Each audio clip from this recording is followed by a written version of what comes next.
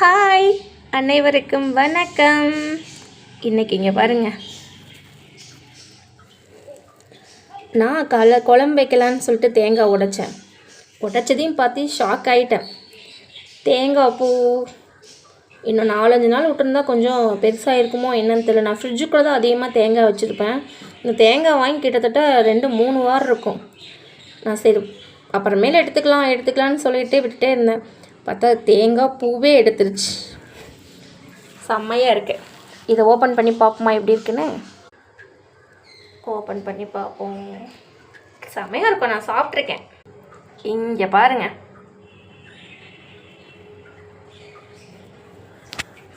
பார்க்கலாம். சூப்பராக இருக்குது. செம்ம இனிப்பு.